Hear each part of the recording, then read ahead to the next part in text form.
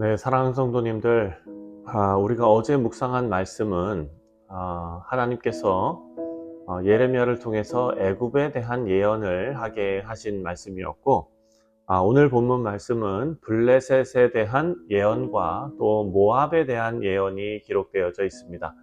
자, 구약에 나오는 이스라엘의 역사를 우리가 뭐 잘 모르더라도 블레셋을 모르는 사람은 없을 정도로 유명한 이름이죠. 왜냐하면 블레셋은 오랜 역사 동안 이스라엘의 적이었기 때문입니다.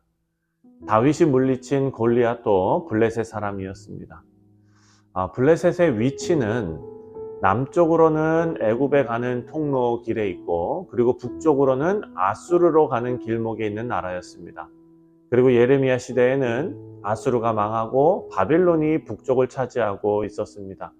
그래서 지리적으로 어찌 보면 중간에 요충지에 있고, 또 오늘 본문을 보면 이런 블레셋이 하나님 뜻 가운데 심판을 받을 것을 예언하는 그런 장면이 나옵니다.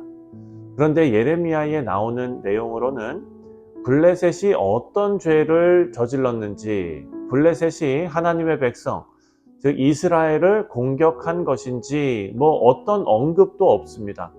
그런데 블레셋의 심판을 예언하고 있습니다.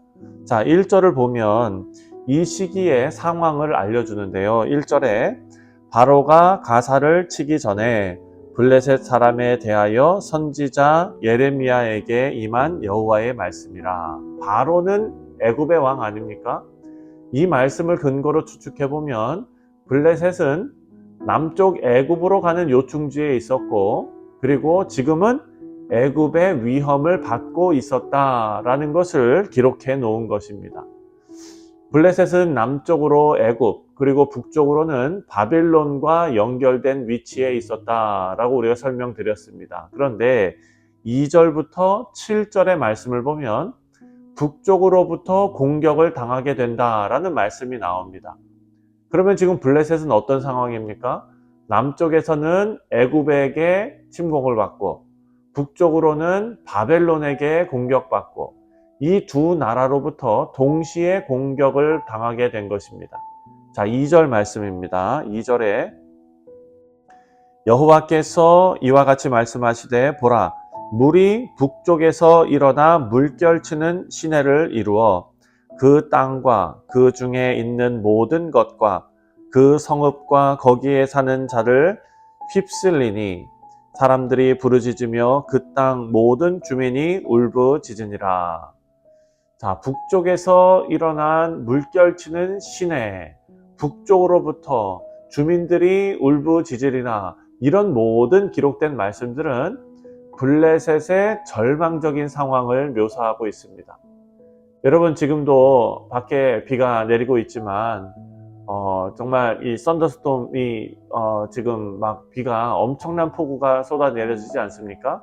여러분, 이럴 때에 계곡에 있으면은요, 갑자기 물이 불어서 모든 것을 휩쓸고 내려갑니다. 물이 그렇게 무섭습니다. 그런데 지금 블레셋이 망하는 이 상황에서 북쪽의 바벨론이 이렇게 무서운 물처럼 휩쓸어 내려간다라는 표현을 한 것입니다. 북쪽에서부터 오는 강력한 군대에 두려움으로 손에 힘이 빠져서 심지어는 자기 자식을 돌보지도 못하는 그런 블레셋 아버지의 무력함을 오늘 본문이 이야기하고 있습니다. 여러분, 마치 홍수가 모든 것을 쓸어버리듯이 바벨론 군대의 침공은 블레셋에게 삶의 터전을 다 쓸어가고 모든 사람들에게 치명적인 피해를 입힐 것을 예언한 것입니다. 자, 그렇다면 하나님께서 왜 블레셋에게 이런 심판을 주시는 것일까요?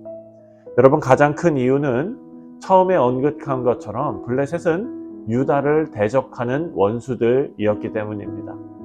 여러분, 유다는 하나님의 백성입니다.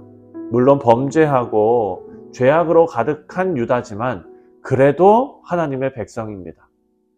이것은 우리가 죄의 유혹에 넘어지지만 매일 하나님의 은혜로 다시 일어날 수 있는 것과 마찬가지로 범죄한 유다가 하나님께 징계를 받지만 그래도 여전히 하나님의 백성인 것과 마찬가지입니다. 하나님과 유다의 관계는 아버지와 자녀의 관계와 같지요. 자녀를 징계하는 목적은 자녀를 위함입니다. 자녀를 망하게 하기 위해서 징계하는 부모는 없습니다. 이렇게 애지중지 키우고 있는 자녀를 괴롭히는 자들이 있다면 하나님께서는 가만히 계시지 않을 것입니다. 우리 사랑하는 성도님들, 바벨론의 멸망은 하나님의 백성인 우리를 향한 하나님의 사랑의 표현입니다.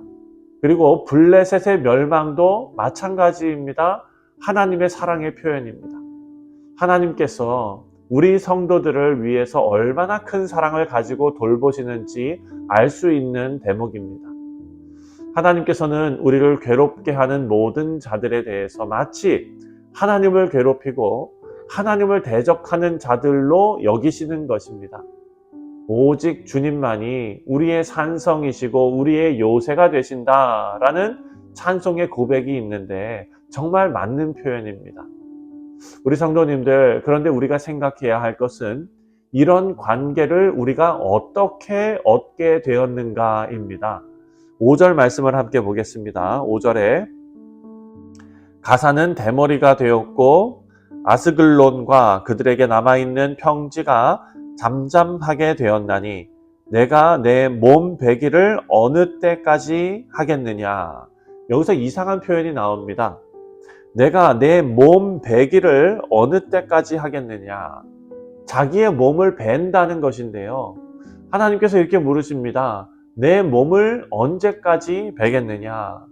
내 몸을 벤다는 것은요, 우상을 섬기는 블레셋이 행한 미신적인 행동을 말하는 것입니다.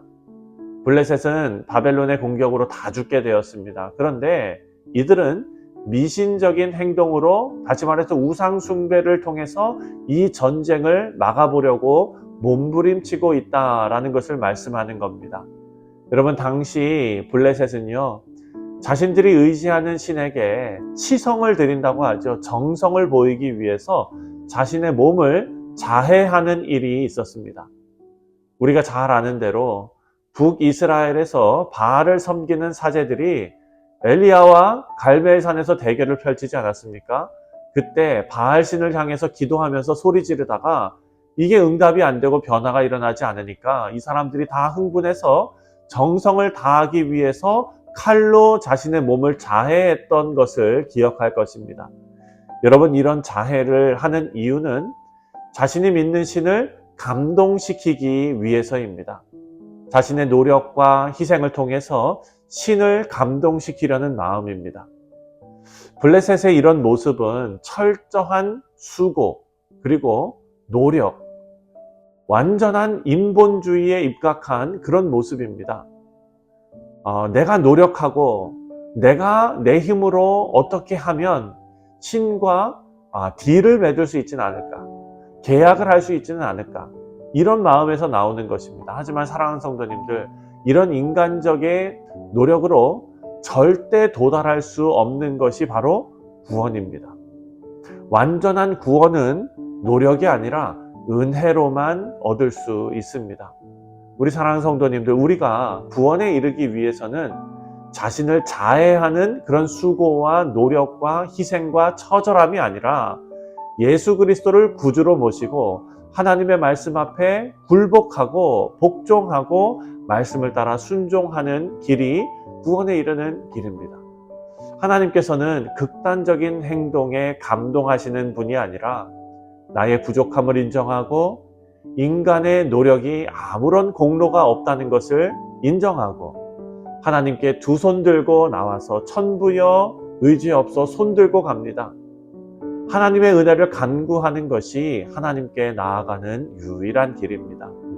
우리 성도님들, 우리를 위해 은혜를 베푸신 우리 하나님의 사랑에 겸손과 그리고 또 감사와 찬송으로 나아가시면서 그런 하나님의 은혜가 임하는 자리로 매일 걸어 나가시는 우리 복된 성도님들 다 되시기를 주님의 이름으로 축원드립니다. 기도하겠습니다.